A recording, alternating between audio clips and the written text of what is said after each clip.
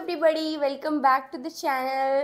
तो पहली वीडियो मैं बना चुकी हूँ, ऑलरेडी पोस्ट कर चुकी हूँ, वो सर्कुलर फ्लो ऑफ इनकम के बारे में था। अब ये नेक्स्ट टॉपिक है जिसमें हम पढ़ने वाले कुछ इंपॉर्टेंट टर्म्स, एक तो सर्कुलर फ्लो ऑफ इनकम के या फिर नेशनल इनकम के कुछ इंपॉर्टेंट टर्म्स जो हम पढ़ने वाले हैं, और दूसरा चीज़ कि भाई कितने सेक्टर्स ऑफ इकोनॉमी होता है, क्योंकि ये बेसिक चीज़ें हैं। अगर हमें पता होगी तो ऑब्वियस सी बात है कि क्वेश्चंस को करने में या किसी चीज़ को समझने में थोड़ी सी आसानी हो जाएगी। तो पहले हम समझते हैं कि ये पूरा चैप्टर आपको समझना, थोड़ा सा डीप में समझ लिया तो सारे कॉन्सेप्ट इसके क्लियर हो गए, तो आप कुछ भी क्वेश्चन आए आप आंसर कर पाएंगे। सो पहले हम स्टार्ट करते हैं sectors of economy. Sectors of economy क्या होते हैं? 4 सेक्टर होते हैं मेनली हमारी इकोनॉमी में। जितनी भी वर्ल्ड में इकोनॉमीज उनमें 4 सेक्टर्स ही हो सकते हैं, इसके अलावा कितने और सेक्टर्स ऐड ऑन नहीं हो सकते। ये 4 सेक्टर्स ही हो सकते हैं। पहला सेक्टर क्या है? House hold sectors. अब हाउस होल्ड सेक्टर्स क्या होते हैं? हाउस होल्ड सेक्टर्स वो सेक्टर्स हैं जो फैक्टर पेमेंट्स, जिनको हम पे करते हैं और जो हमें फैक्टर सर्विसेज प्रोवाइड करते हैं। जैसे कि हम इंडिविजुअल जो है, जितने भी इंडिविजुअल घर में रह रहे हैं या घर का काम कर रहे हैं, कुछ भी जो इंडिविजुअल्स हमारे इंडिया में रह रहे हैं, उन सबको हम क्या बोलते हैं? House hold sectors. From those people who provide us factor services and in return we pay them factor payments। ठीक है। अब ये हाउस होल्ड सेक्टर क्या होता है? ये हाउस होल्ड सेक्टर जितने भी हमारे टैक्सेस पे हम पे करते हैं गवर्नमेंट को, वो भी हाउस होल्ड सेक्टर की जिम्मेवारी है कि वो टैक्सेस पे करे। और जितने भी इंपोर्ट एक्सपोर्ट ड्यूटीज़, ये सब जितने भी वो लगते हैं, इंपोर्ट एक्सपोर्ट ड्यूटीज़, ये सब किसका जिम्मेवारी है पे करने का? हाउस होल्ड सेक्टर्स का। Okay, first is clear, house hold sector. Second, दूसरा सेक्टर जो हम पढ़ने जा रहे हैं वो है हमारे फर्म्स। फर्म्स क्या, मेनली अगर हम अकाउंटिंग टर्म्स में देखें तो फर्म्स क्या होते हैं? फर्म्स कोई, हम किसी भी ऐसी चीज़ को फर्म बोलते हैं जो या तो कोई बिजनेस कैरी ऑन कर रही है, या तो सोल प्रोप्राइटरशिप है वो, या फिर पार्टनरशिप है वो, या कोई बड़ी कंपनीज हैं वो, तो उन सबको हम फर्म्स कहते हैं। तो इसका जनरल मीनिंग क्या हुआ? ऐसी जितनी भी चीज़ें जो बिजनेस कैरी ऑन कर रही हैं उसको हम क्या कहेंगे? फर्म। वो सब क्या है? फर्म। वो ऐसे लोग हैं जो प्रोड्यूस कर रहे हैं, कुछ ना कुछ चीज़ बना रहे हैं और हमें वो बेच रहे हैं। ठीक है। इससे पहले सर्कुलर फ्लो ऑफ इनकम में हमने ये 2 सेक्टर मॉडल हमने पढ़ा था। सर्कुलर फ्लो ऑफ इनकम वैसे तो हर सेक्टर का है, 2 सेक्टर, 3 सेक्टर, 4 सेक्टर, बट हमने पहले जो पढ़ा था वो क्या पढ़ा था? 2 सेक्टर मॉडल हमने पढ़ा था कि जिसमें हाउस होल्ड और फर्म्स थे। तो उसमें भी मैंने बताया था कि फर्म्स का मीनिंग क्या होता है। अब तीसरा सेक्टर हमारा आता है गवर्नमेंट सेक्टर। गवर्नमेंट सेक्टर क्या होते हैं? अब आपको पता ही है, हमारी जो सरकार है वो हमारे गवर्नमेंट कहलाएगी। ऐसी गवर्नमेंट जो टैक्सेस लेने के लिए हमसे टैक्सेस लेती है या हमें सब्सिडीज प्रोवाइड करती है, वो हमारा आ जाता है गवर्नमेंट सेक्टर। नेशनल लेवल पे जितने भी काम हो रहे हैं वो कौन देखता है? हमारे गवर्नमेंट देखता है। तो अगर गवर्नमेंट देखता है तो ये तीनों चीजें तो सिर्फ एक ही कंट्री के अंदर अंदर हो रही होंगी। अब ये चौथी चीज जब हम ऐड ऑन कर देंगे, दैट इज फोर्थ सेक्टर, जिसको हम कहेंगे फॉरेन सेक्टर।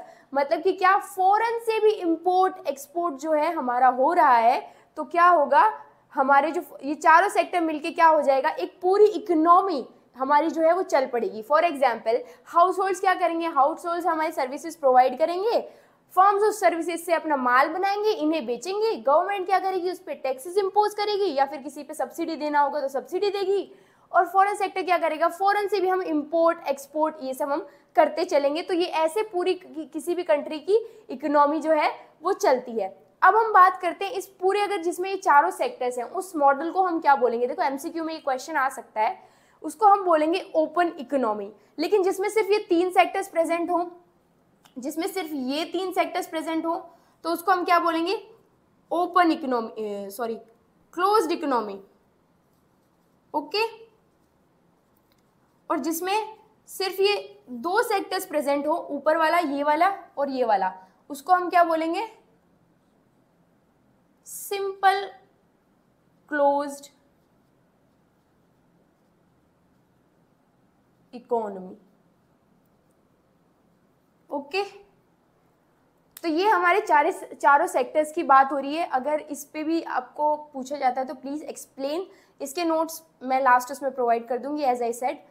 अब है दूसरा, कुछ इंपॉर्टेंट टर्म्स हम पढ़ने वाले हैं जो हम नेशनल इनकम में देखते हैं, जैसे कि what is stock and flow. अब स्टॉक और फ्लो का कॉन्सेप्ट बहुत इंपॉर्टेंट है एज इफ नेशनल इनकम अगर हम देखते हैं तो स्टॉक उन वेरिएबल्स को कहा जाता है, ऐसे डेफिनेशन लिखा है तो एज ए डेफिनेशन ये होगा, stock variables are those variables which are measured at a particular point of time. मतलब कोई भी ऐसी चीज, कोई भी ऐसे वेरिएबल्स जिनको हम किसी पॉइंट ऑफ टाइम पे मेजर करते हैं। फॉर एग्जाम्पल, जैसे मान लो एग्जाम्पल नेशनल वेल्थ, अगर हम स्टॉक का एग्जाम्पल देखिए तो उसका एग्जाम्पल क्या होगा, इसका एग्जाम्पल हम नीचे लिखते हैं, इसका एग्जाम्पल क्या होगा, इसका एग्जाम्पल होगा national income. Point of time मतलब कि हम जैसे एक डेट को, एक पर्टिकुलर डेट को ही उस चीज़ को नापते हैं। जैसे कि ऑन 31 मार्च हम नापते हैं कि इस साल की जो हमारी जीडीपी हुई वो कितनी हुई। मतलब फॉर एग्जांपल लिया है, वैसे नापते अलग डेट पे होंगे, पर हम एक 31 मार्च बोल देते हैं, एज ऑन 31 मार्च, जहाँ पे ये लिखा रहता है, इसका नेशनल इनकम लिख देते हैं, जहाँ पे ये लिखा रहता है एज ऑन 31 मार्च, मतलब कि 31 मार्च को वो जो मेजर किया वेरिएबल वो कितना था। और अगर हम इसी को 31 मार्च छोड़ के ये पूछें कि ओवर अ वीक, हम यूँ पूछते हैं ना कि भाई आपने एक दिन में कितनी पढ़ाई की, ओवर अ डे कितनी पढ़ाई की, यूँ नहीं पूछ रहे अभी कितनी पढ़ाई की, ये नहीं पूछ रहे, पूरे दिन में आपने मुझे गिन के बताओ आपने कितने घंटे निकाले पढ़ने के लिए। तो दैट इज फ्लो। फ्लो मतलब बहता हुआ चलना, स्टॉक मतलब किसी चीज को इकट्ठा कर लेना।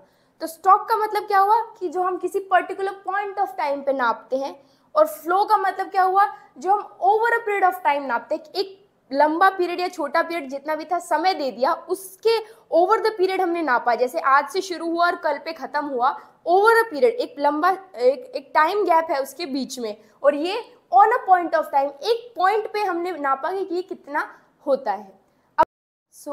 अभी तक हमने पढ़ लिया स्टॉक एंड फ्लो क्या होता है। अब इसके बाद नेक्स्ट हम पढ़ते हैं रियल फ्लो और मनी फ्लो क्या होता है। देखो, रियल फ्लो और नॉमिनल फ्लो के बीच में डिफरेंस भी आ सकता है एग्जाम में पूछने के लिए, लेकिन अभी इसको एक बार समझते हैं। अगर इसको समझ में आ गया तो डेफिनेशन आपके लिए बहुत ईजी हो जाएगी, क्योंकि जो इसका डायग्राम समझ लिया वही उसको इंग्लिश में कन्वर्ट करके उसका डेफिनेशन लिख देना है। सो पहला है रियल फ्लो। रियल का मतलब क्या होता है, रियल मतलब असलियत। एक्चुअल में रियल का हिंदी में मीनिंग देखो तो आपका असलियत ही निकल के आएगा। इसमें रियल फ्लो क्या कहता है, रियल फ्लो का मतलब होता है असली में फिजिकली कोई चीजें आदान प्रदान हो रही हैं, that is known as real flow. मतलब कि हाउस होल्ड सेक्टर्स ने फैक्टर सर्विसेज प्रोवाइड करी हमारे फर्म्स को। मतलब कि क्या हुआ कि हाउस होल्ड की मेहनत लगी, फिजिकली दिखेगी, कोई लैंड मिलेगी तो वो फिजिकली हमें दिखेगी, कोई लेबर मिलेगा तो वो हमें दिखेगा, हाँ भाई लेबर आ रहा है, ऐसा तो है नहीं इनविजिबल लेबर आ जाएगा, ठीक है। कैपिटल दिखेगी हमें, रोकड़ा आ रहा है, हमारे पास पैसा आ रहा है, वो हमें दिखाई देगा। एंटरप्राइज तो ऑब्वियसली बात है, फिजिकली कोई स्ट्रक्चर खड़ा हो गया है वो भी दिखाई देगा, और जो बंदा उसको चला रहा है वो भी दिखाई देगा। तो रियल फ्लो में क्या हुआ, फैक्टर सर्विसेज, हाउस होल्ड से फैक्टर सर्विसेज हमारी फर्म्स के पास आई, फिजिकली कोई चीज आई और हमने यहाँ से गुड्स और सर्विसेज फिजिकली हमने बना दी थी।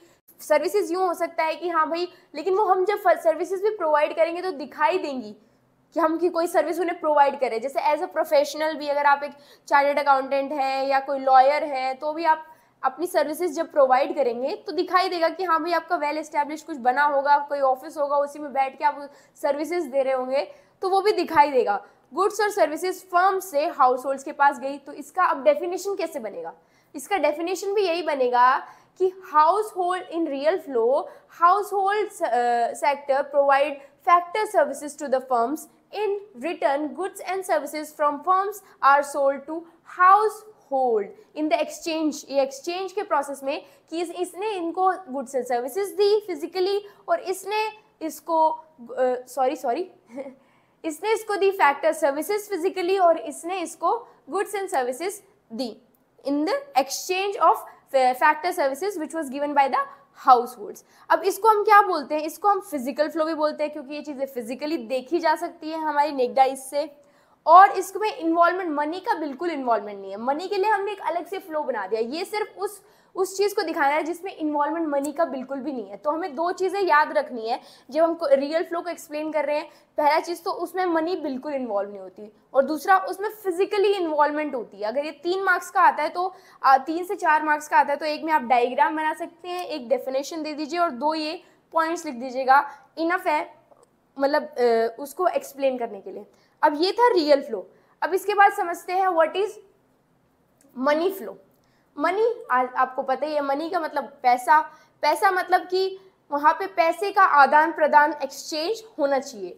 तो यहाँ पे क्या है, हाउस होल्ड सेक्टर्स क्या करते हैं, फर्म्स को कंजम्पशन एक्सपेंडिचर, जब हमने गुड्स और सर्विसेज बेचा, हमने सर्कुलर फ्लो ऑफ इनकम में पढ़ा था कि जब हम गुड्स और सर्विसेज बेचते हैं तो उसके बदले में हम उनसे क्या चार्ज करते हैं, कंजम्पशन एक्सपेंडिचर, कि आपने जो चीज़ कंज्यूम करी उसका खर्चा, उसका पेमेंट हमें पे करो। तो क्या करती है हाउस होल्ड सेक्टर, पैसे में आप फर्म्स को कंजम्पशन एक्सपेंडिचर पे ऑफ करते हैं, और इन फैक्टर सर्विसेज और फर्म्स इन रिटर्न क्या देती हैं, फैक्टर पेमेंट्स देती हैं, जो हमने फैक्टर सर्विसेज उन्हें प्रोवाइड की है। इन दोनों में ही पैसे का इन्वॉल्वमेंट है, दोनों में पैसा क्या हो रहा है, एक बार तो पैसा यहाँ से यहाँ जा रहा है, दूसरी बार पैसा यहाँ से यहाँ जा रहा है, तो दैट इज मनी का फ्लो हो रहा है एक सेक्टर से दूसरे सेक्टर, फिर दोबारा दूसरे सेक्टर से पहले वाले सेक्टर में। ओके, अब इसको हम क्या बोलते हैं, इसको हम बोलते हैं nominal flow. Nominal flow as if money flow. फिर होता है कि इन्वॉल्वमेंट ऑफ मनी, इसमें देखो पैसे का पूरा मनी फ्लो लिखा है तो आपको इन्वॉल्वमेंट ऑफ मनी भी एक डेफिनेशन में बताना पड़ेगा कि हाँ भाई इसमें पैसा इन्वॉल्व होता है और इसमें पैसा इन्वॉल्व नहीं होता है। तो this is all about real flow and money flow. तो आज की वीडियो में हम इतना ही समझाते हैं, आपको मिलते हैं फिर से हमारी नेक्स्ट वीडियो में। Thank you so much.